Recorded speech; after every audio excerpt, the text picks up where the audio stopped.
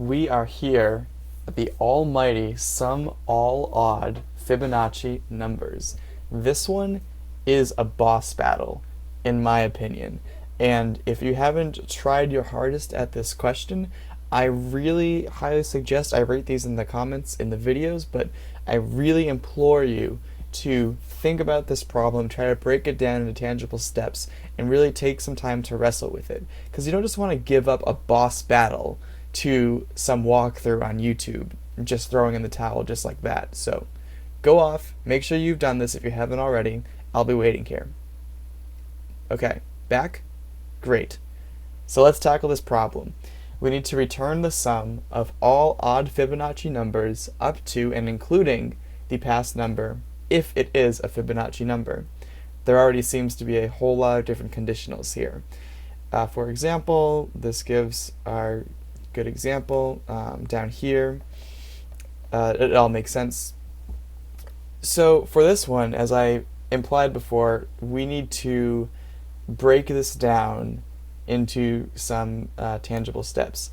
So the first thing I would think about is what we have to do before we even get the sum of the Fibonacci numbers is we need to get the Fibonacci numbers. So one step is to get list of Fibonacci numbers, and step two is to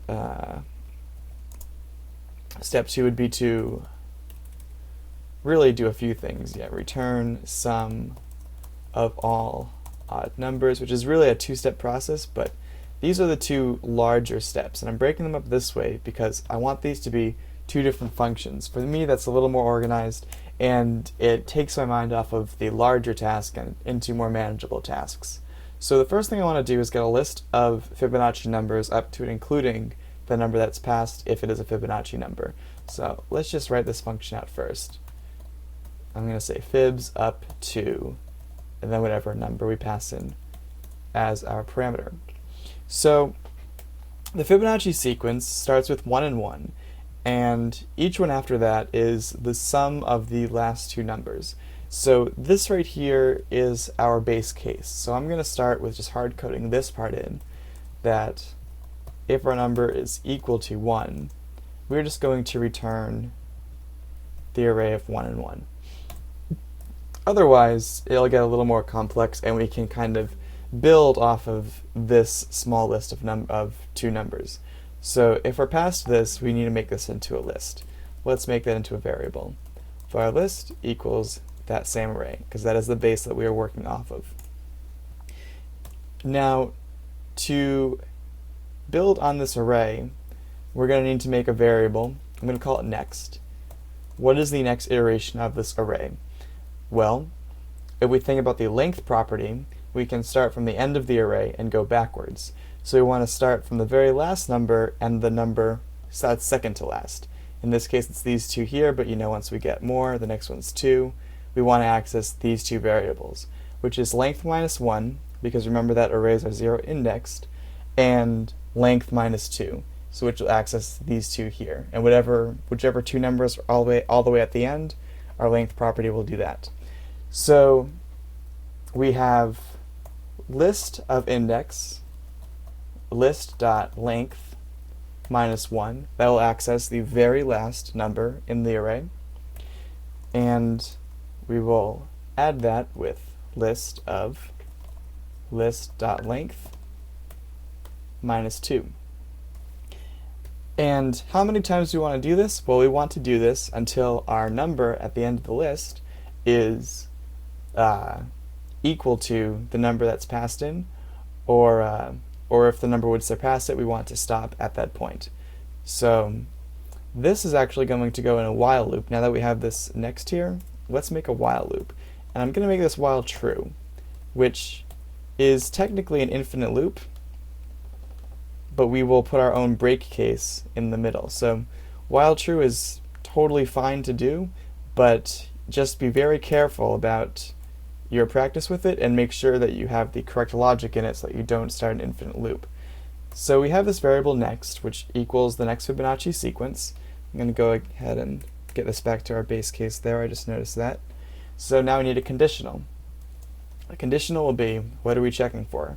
We're checking to see if the next number is in fact less than or equal to the number passed. In that case, we want to still have this number and push it into our list, right? So let's just check. That's easy enough to do. If next is less than or equal to num, then we will push that value into here, and then we will go all over again, look for the next one. When we get to the point where it is no longer less than or equal, we are just ready to return the list, right? We have all the numbers we need. So I'm just going to say else, and at this point we are just going to return the list right there.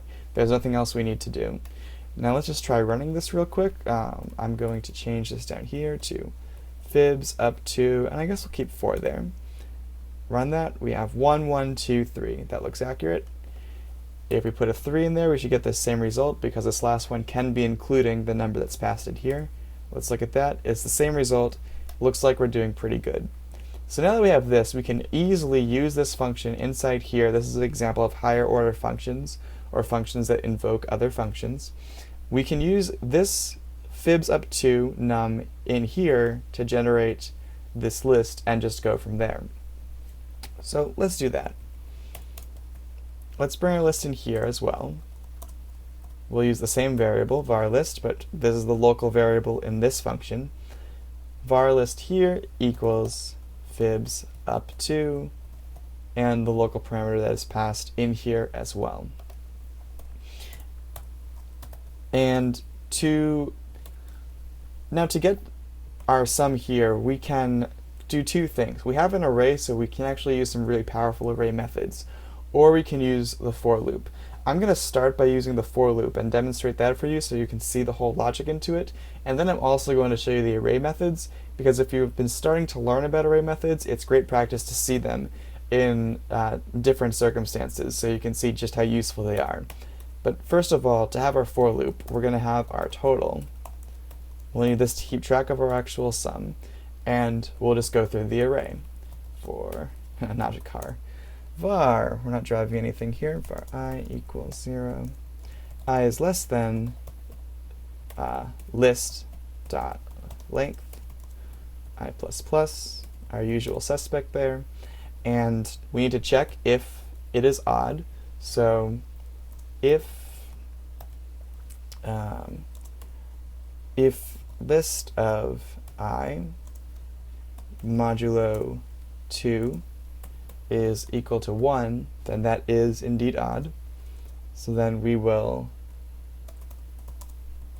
add that to our total. And if not, we don't have to do anything. We'll just go to the next iteration, and it will keep going until we're at the end. So looks like that's all correct. Let's give that a test. And looks like I did not return our total. So that would be a problem there. Let's try it again. Now our target is acquired. Ah, I love Portal. Alright. Let's move on now to array methods. So for the array methods, we're doing 2 things, right? We only want some of the values in the array. So whenever we want some of the values of the array, we can use the dot filter method. So I'm just going to get rid of this, and we will use list.filter, which takes a callback function, and the first argument that will be passed into this function is the value of the array as we iterate through it. So I'm just going to call it number. And if this function returns true for any index, it is going to keep that value. If this function ends up returning false for an index, it's going to get rid of that value. So what do we want to test? We want to test that if the number, just like we did in the for loop, number modulo 2 is equal to 1, or if it's odd, this will return a Boolean already, which is what this function is expecting. So we can just go ahead and return it. Return number modulo 2 equals 1. Make sure we get the semicolon there. And so that is going to return the modified array without the even numbers. So after that, we just need to get the sum of that, and that can be easily done with reduce. So here I'm just chaining off of this array. This is returning a new array here, and then I'm going to take that with this second dot reduce and modify it some more until we get what we want. This time we're reducing it just to the sum of all the values that are remaining in it. It's a very basic function with a previous and current value in there. And we will just return these added into each other, starting with 0. Just like remember how before we had our total starting at 0. It's the exact same idea. The total starts at 0, it adds the current to 0, then the previous becomes that current, takes the next one, keeps adding it until we get one number. What is my error here? I am missing a semicolon at the end.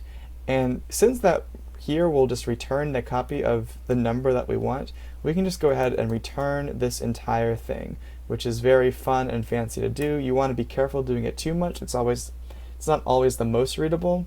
I actually might just do an enter here so we can see these two methods being chained onto it, but it's pretty fun to do and it can save a lot of time.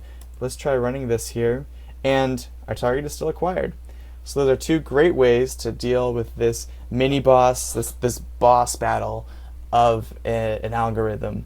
And I hope you've enjoyed learning how to tackle this, and if you didn't, let me know in the comments and I will try to, I guess, increase your enjoyment as much as I possibly can. Thanks for watching.